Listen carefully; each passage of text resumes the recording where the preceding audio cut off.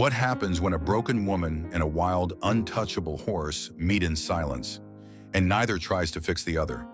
Grace Taylor had never been one to seek out silence.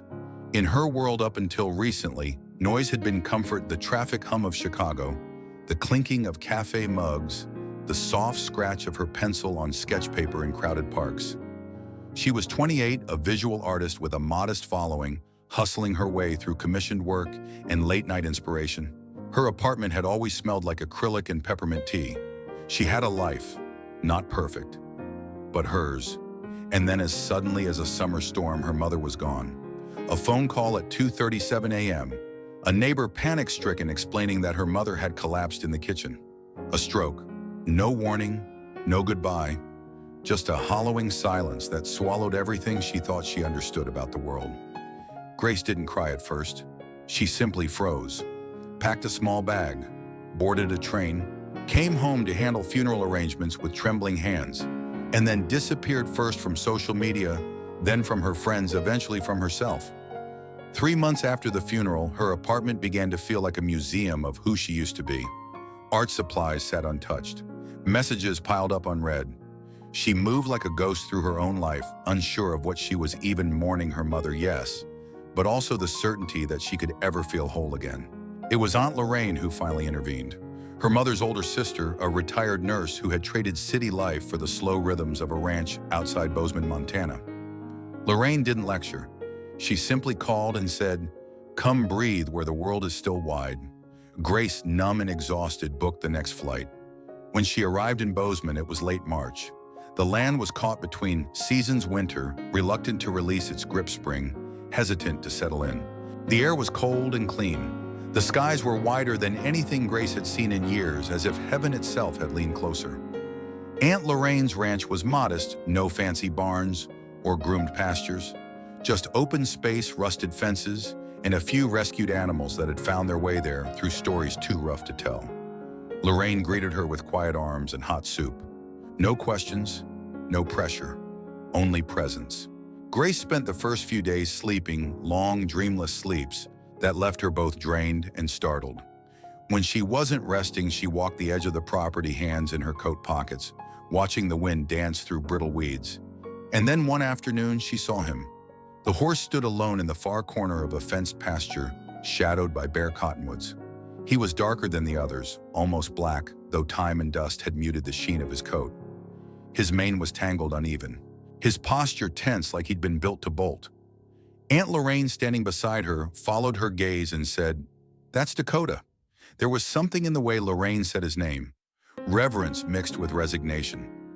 Grace asked nothing at first, just watched as the horse paced a slow circle, eyes sharp and distant, never drawing close to the others.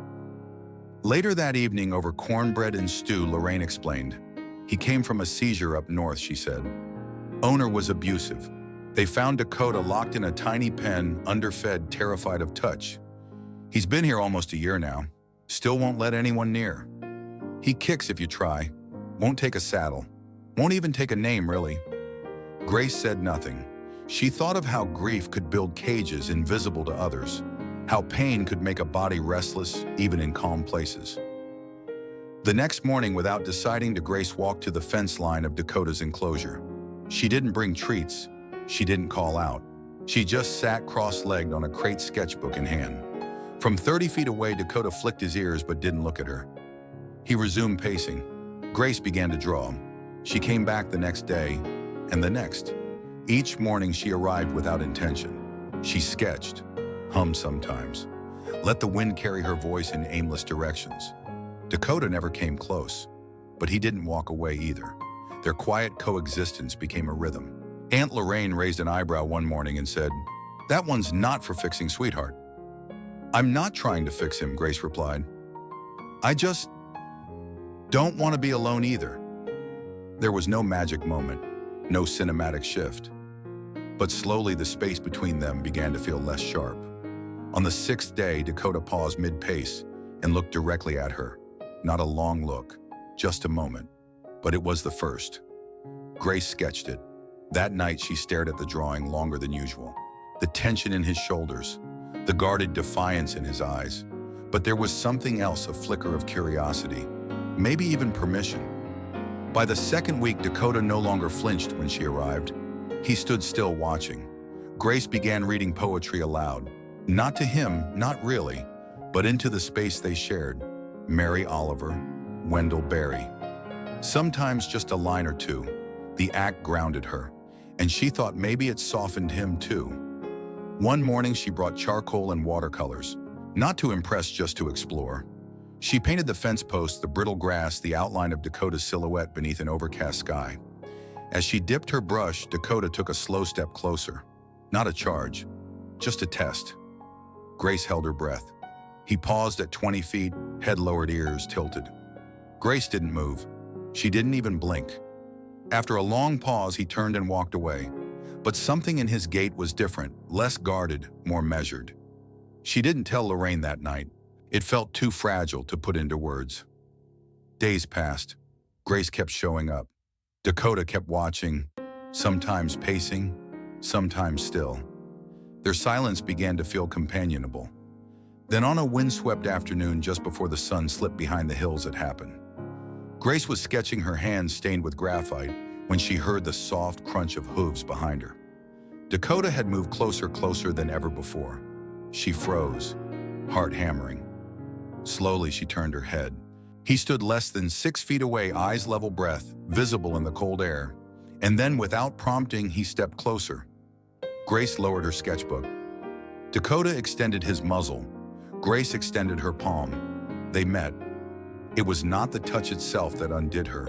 It was the decision behind it. The offering, the risk, the vulnerability from an animal who had every reason not to trust. She didn't cry until later, alone in the barn, her hands still tingling from the moment. She sat beside a bale of hay, pressed her back against the rough wood, and wept, not out of sorrow, but out of something else entirely. Release, relief, recognition. For the first time in months, Grace felt seen. Not by a person, not by the world, but by a creature who had also known fear and chose, however cautiously, to reach beyond it. That night she didn't sleep. She lay awake sketching by lamplight, Dakota's eyes etched into every line. She realized then healing doesn't always come through effort. Sometimes it arrives through presence, through the willingness to witness someone else's pain without trying to erase it. Grace hadn't come to Montana with a plan. She had come with heartbreak and half a self. But in the presence of a horse who bore his own invisible wounds, she had found something startlingly human, the beginning of hope. And so she kept returning, not to fix Dakota or to fix herself, but to learn how to stay, to learn how to breathe, to learn what it meant to be trusted again. Each morning, as the sky above Bozeman opened in the shades of pale blue and lavender, Grace Taylor found herself drawn back to the pasture with an ache that was both longing and reverence. What had started as grief in motion, her quiet presence near Dakota's enclosure, was beginning to evolve into something far more complex, more sacred. It was no longer just about healing herself. It was about honoring the fragile thread that was slowly stitching itself between her and the Mustang no one could touch. There was no roadmap for what they were building. Grace didn't approach Dakota like a trainer. She had no methods, no goalposts. Instead, she learned to observe, to notice the subtlest movements, the micro shifts in his ears, the changes in his breath when she stepped closer. Her sketchbook became more than just a journal of images. It became a record of emotional signals. The way his tail swayed when he was calm, the angle of his neck when he grew wary, the tightness in his body when something inside him still flinched at the sound of approaching footsteps. But in between the moments of stillness were glimpses of something else: curiosity, resilience, and perhaps most movingly, grace. Not her own, but his. A horse who had been mishandled, neglected, and locked away, choosing day by day not to run but to remain within reach. By the third week, Dakota no longer stood at the far edges of the pasture. He had grown accustomed to Grace's presence. He would sometimes graze a few yards away as she read aloud from poetry collections or simply spoke softly into the wind. She didn't expect him to understand her words, but somehow it felt like the cadence mattered. It created rhythm, familiarity, a heartbeat in the silence between them. One late afternoon, after a storm had rolled through and left the earth damp and fragrant, Dakota did something she hadn't seen before. As Grace approached the fence, he took 2 steps forward, initiating contact for the first time. She paused, breath held. He stopped halfway and tilted his head, ears turned forward. There was no fear in his eyes, only assessment, a quiet wondering. She extended her hand and held it still, letting the moment stretch as long as it needed. He didn't come closer, but he didn't back away. It was enough. Grace started to understand that trust was not a dramatic transformation. It was not a moment of triumph. It was built in layers in the invisible space between 2 beings choosing to stay instead of retreat. Trust looked like small gestures. A look held longer than usual, a step taken without urgency, a breath released in the presence of another. Dakota taught her to slow down, not just physically, but emotionally. He taught her to listen in ways she never had before. And in return, Grace gave him presence without pressure. She began coming to the pasture not only with her sketchbook, but with paints and wide brushes. She would set up her easel nearby and paint what she saw, not only what Dakota looked like, but how she imagined he felt. Her strokes became more abstract over time, less about accuracy and more about energy, mood, space. Color became a language for what couldn't be said. One of the most profound moments came unexpectedly on a quiet Wednesday morning. Grace had been painting under the shade of a cottonwood tree, while Dakota grazed nearby. A sudden gust of wind knocked over her easel, and her canvas crashed to the ground. Startled, she dropped her brush and instinctively reached for the canvas. But before she could move, Dakota stepped toward it. He sniffed the fallen painting, then looked at Grace. She froze, unsure whether to intervene. But Dakota didn't trample it. Instead, he circled it slowly, thoughtfully, and then gently lowered his muzzle to touch one of the painted sections. His breath fogged against the surface. Then, just as carefully, he walked to her side and stood still. That day, for the first time, she touched his neck without waiting. He let her. It was not dominance. It was not a milestone to be celebrated like a trainer might. It was a communion. 2 living beings scarred and searching, acknowledging each other's presence, not as a threat, but as a mirror. Grace's artwork began to change after that. Her Instagram, once a quiet collection of color studies and urban sketches, began filling with images of her life with Dakota. But it wasn't the visuals that captured attention, it was the words. She wrote about patience, about grief, about the slowness of trust, and how we've forgotten what it means to simply witness without needing to control. A post of Dakota standing beside her as she painted beneath the cottonwood tree went viral. The caption read, "He doesn't belong to me, I belong to this moment." Messages poured in. Veterans wrote of panic attacks calmed by watching their journey. Women recovering from abusive relationships thanked her for showing that not all healing had to be loud. A therapist in Oregon began using Grace's story in group sessions on trauma and reattachment. What touched Grace most deeply were the quiet messages, ones with no punctuation, just raw fragments of thought. "I haven't touched anyone in 3 months. My son died last year. I sit in the park and imagine I'm watching you both. I needed this more than I knew." Grace had not intended to become a symbol. She wasn't seeking a platform. All she had wanted was a place to be quiet with her grief. But now she understood that what she and Dakota had found was larger than either of them. It was a language for others too, a kind of hope that didn't need words. One early evening, a storm gathered fast on the horizon. Montana's sky so expansive, it often tricked the eye into believing it was closer than it was turned heavy with clouds. Thunder cracked in the distance. Grace considered heading back to the house, but something told her to wait. Dakota was standing near the edge of the pasture, visibly tense. His ears flicked back and forth. His chest rose and fell sharply. She walked to the fence slowly, carefully. The wind picked up, rattling the loose tin on the barn roof.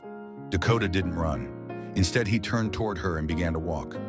Rain began to fall, at first lightly, then in sudden sheets.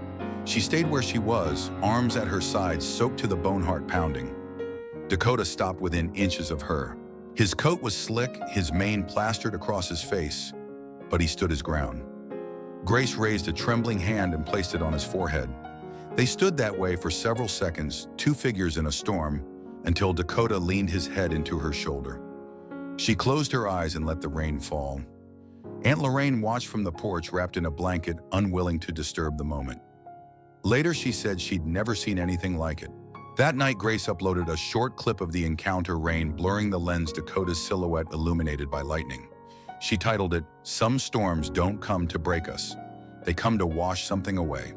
Within 24 hours, the video had over 2 million views. But more than the numbers, it was the comments that moved her.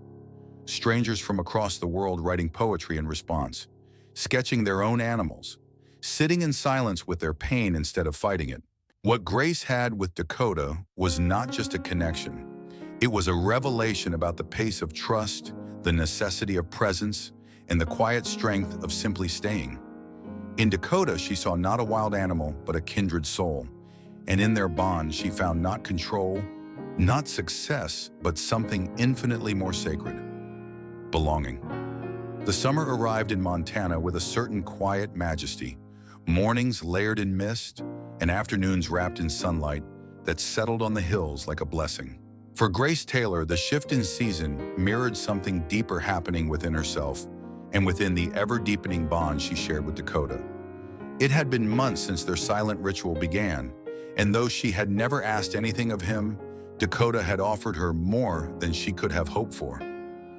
He had begun waiting for her. Every morning when she approached the pasture sketchbook tucked under one arm, Dakota would lift his head from the grass and meet her halfway. There was no fanfare, no theatrics, just a steady rhythm of trust that had taken root in their daily exchanges. What had started as a hesitant connection had grown into a wordless understanding. She no longer feared the sudden shifts in his mood or movements. He no longer feared the presence of her hand near his face, the scent of her skin, or the sound of her voice. By midsummer, Grace found herself spending nearly every waking hour on the ranch. Aunt Lorraine watched her quietly, offering space when it was needed, and conversation when Grace seemed ready. Lorraine never asked for explanations. She had long since understood that some transformations were private things. It was around this time that Grace began experimenting with her art in new, unpredictable ways. Her sketches of Dakota had become more expressive, less literal. She found herself painting with broader strokes, deeper colors, rust reds, ochres, silvers, that caught the shape of light on Dakota's coat. And then one day, something unexpected happened. She had brought a roll of canvas and laid it across the open ground near the fence. Dakota, curious, wandered over and stood beside her as she prepared her brushes. She dipped a sponge into blue paint, laughing softly at the mess she was making, and without thinking, she held it up. Dakota leaned forward, sniffed, and then pressed his muzzle into the canvas. Grace froze, stunned.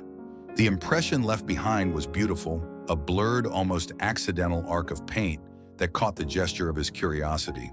She didn't direct him. She didn't instruct. But over the next hour, they created something together. She moved the canvas.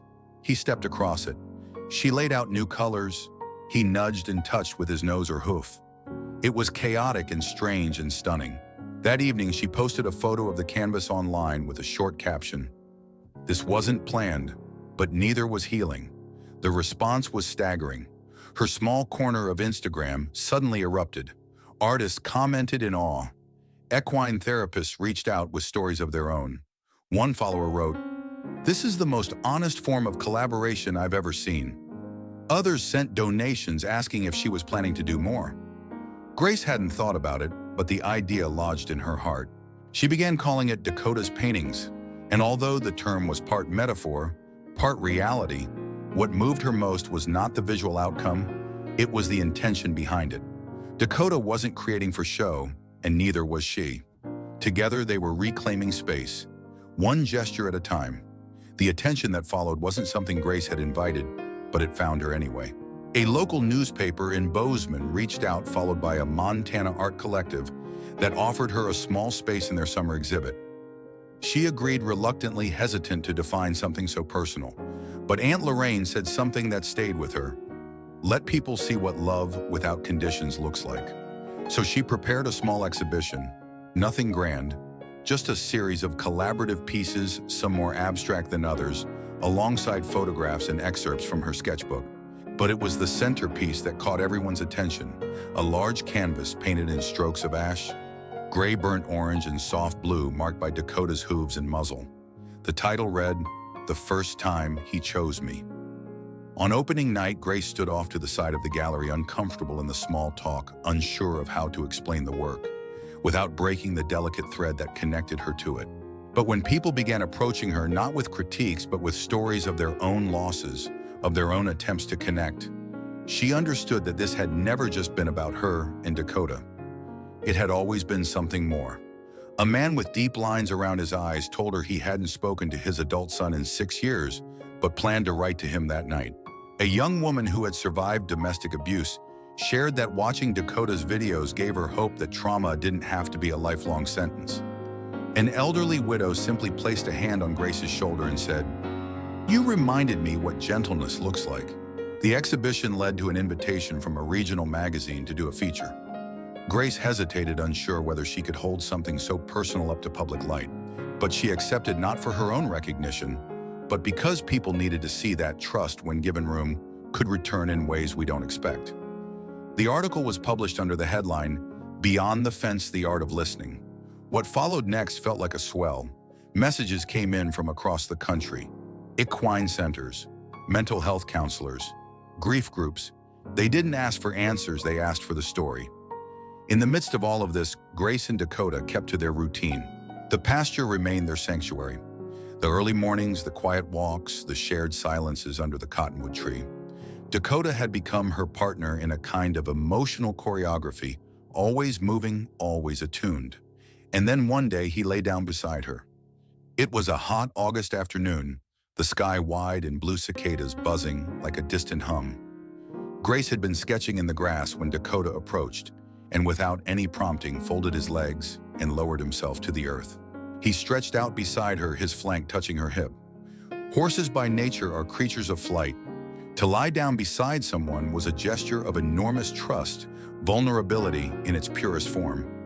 Grace didn't speak.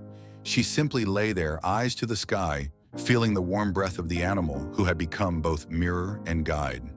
That night she couldn't sleep. Instead, she went out to the barn, sat beneath the loft window, and wrote by hand for hours. Not just about Dakota, but about everything his presence had drawn out of her.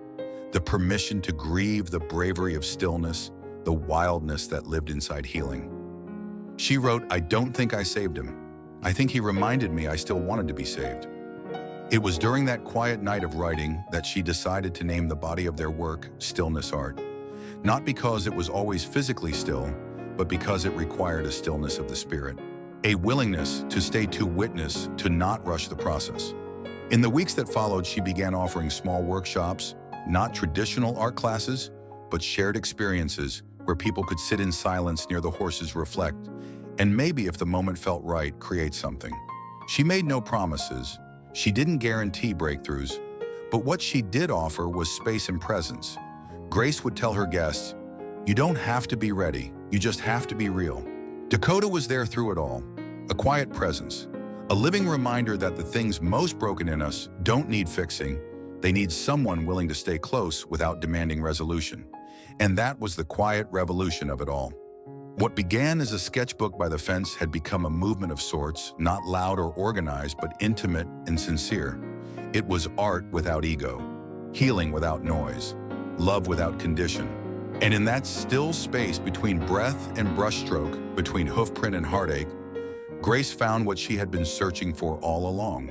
Not peace as an absence of pain, but peace as the presence of something more enduring, belonging.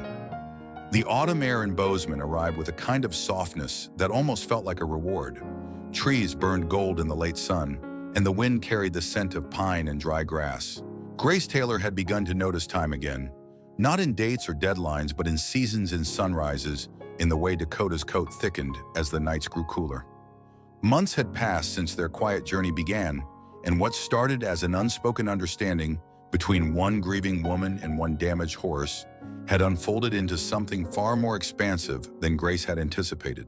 Their story, once confined to a fence line and a few hesitant footsteps, now carried across the country in digital whispers, in letters, in paintings hanging in homes she'd never visited. But despite the growing attention, Grace's world remained rooted in simplicity. Each morning still began with silence. She still walked barefoot through dew-soaked grass to greet Dakota. She still sat under the cottonwood tree behind the barn, with a sketch pad balanced on her knees, even if the pages were now filled more with reflections than with drawings. Something had shifted in her. Where once there had been aching emptiness, there was now a tender quiet, a kind of peace not born from answers, but from presence. The messages from strangers didn't stop. If anything, they increased. Some came through social media, Others arrived by mail. Grace kept them in a wooden box Aunt Lorraine had given her, labeled with a single word carved into the lid: listen. There were stories of reconciliation, of fear of survival. One woman wrote, "I couldn't cry until I saw your horse lower his head. It gave me permission." Another said, "My son and I started speaking again. We don't say much, but we walk together now. That's enough." Grace never replied with advice. She wasn't an expert. She was just someone who had learned how to stay close to pain without running. And somehow that was what people needed most, to see that healing didn't require eloquence or solutions-only witness.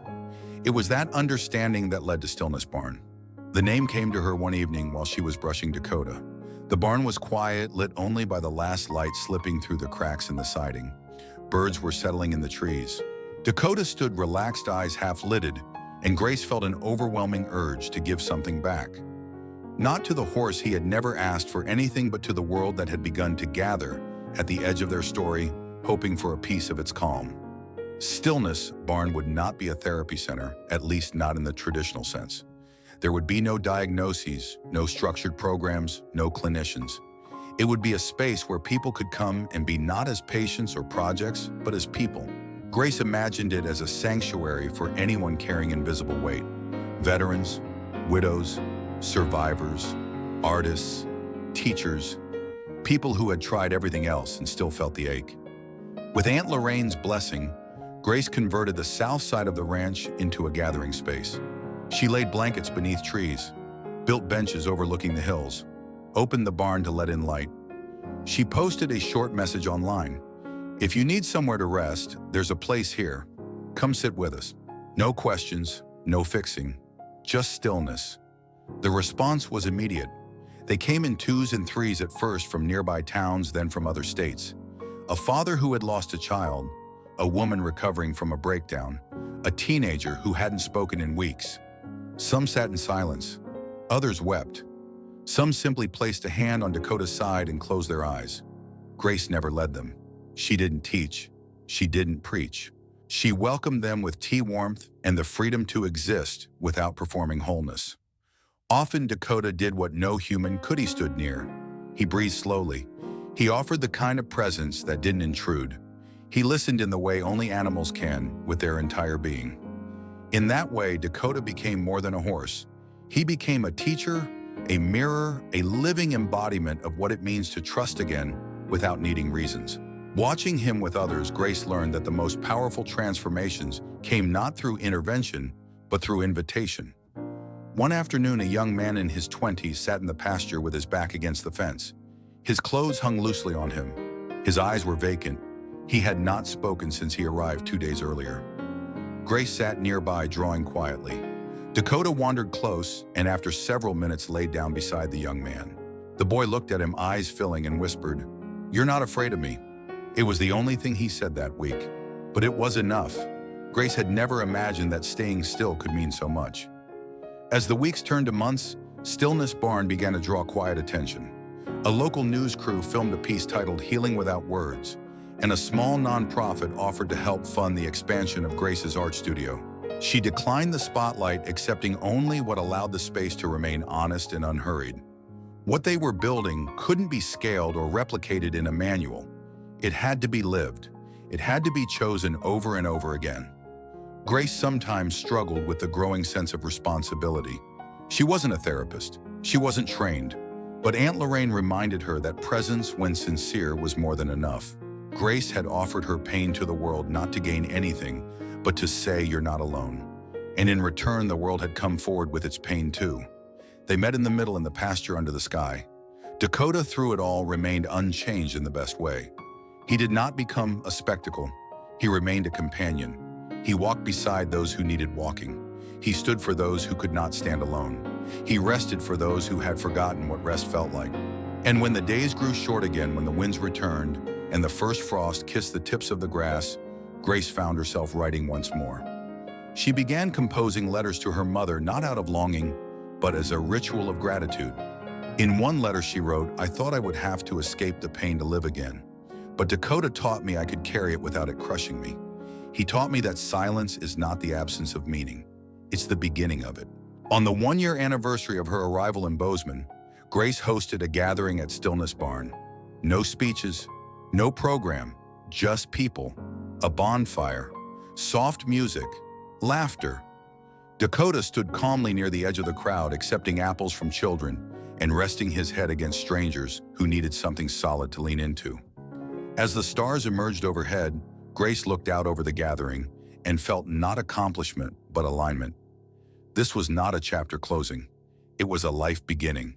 Later that night, long after the others had gone, she sat under the cottonwood tree alone, Dakota beside her. The moon was high, the wind was light. She leaned against him and whispered, "You were never mine, but you came anyway," and that changed everything. Grace had started with no plan. She only had a broken heart, a sketchbook, and a willingness to sit still beside something wild. She never set out to tame Dakota. She simply learned how to be with him. And in doing so, she learned how to be with herself. She had once believed that healing would come like a sunrise, sudden, bright, undeniable. But now she knew better. Healing had come like this one breath, one brush stroke, one silent act of staying. And in that staying, she had found what she thought she'd lost forever. Final reflection, the story of Grace and Dakota. 500 words. Grace Taylor never came to Bozeman looking for healing. She didn't arrive at Aunt Lorraine's ranch with a plan, a project, or a purpose. All she carried was the weight of a devastating loss, a heart full of questions and the quiet ache of someone trying to remember how to breathe. But what unfolded across those Montana hills wasn't just a journey of recovery, it was a testament to the deep transformative power of presence. Dakota, the wild Mustang who trusted no one, had been written off by many as untrainable, unreachable, and too broken to ever belong again. But Grace never set out to tame him. She didn't come with ropes or rules. She came with silence, patience, and the kind of openness that allowed another wounded soul to meet her exactly where she was. Over days, then weeks, and eventually seasons, the two formed a bond that no manual could replicate. They taught each other how to stay. Through Dakota, Grace rediscovered her voice, not through words, but through art, stillness, and service. What started as simple sketches turned into collaborative pieces of healing. Their journey resonated with thousands around the world, not because it was dramatic or extraordinary, but because it was honest. Grace gave people permission to feel deeply, to move slowly, and to trust the wisdom of the quiet moments. And in return, people found in her story a mirror for their own. Stillness Barn became more than a physical space. It became a sanctuary for anyone who needed to pause. No labels, no expectations, just the invitation to be, to breathe, and to feel. Dakota was not a therapist, but his very presence held space for healing. And Grace, without claiming to be an expert, became a guide, not by leading, but by walking beside others in their silent questions. Now, looking back at everything that unfolded, Grace's story is not about triumph in the traditional sense. There was no race won, no grand finish line crossed. Instead, it's about how two souls, one human, one horse, met in the quiet and chose to trust again. The deeper lesson in Grace's story is simple yet profound. Healing isn't always loud. It doesn't always come in the form of answers or achievements. Sometimes healing looks like showing up, sitting beside what hurts, listening without fixing, choosing to stay even when you don't know what to say. In today's world, noisy, demanding, and constantly pushing us to perform, this story reminds us that there is sacred power in slowing down. That connection cannot be forced, only invited. That what feels broken isn't always lost. And perhaps most importantly, that we don't have to do it all alone. So wherever you are on your own journey, whether you're carrying grief, searching for purpose, or simply learning how to breathe again, remember this: Grace didn't heal because she fixed Dakota. She healed because she stayed with him and he stayed with her. If this story touched your heart, inspired your spirit, or reminded you of something important, please take a moment to subscribe to our channel. Your support helps us continue creating content that speaks to the soul, and we can't wait to share the next journey with you.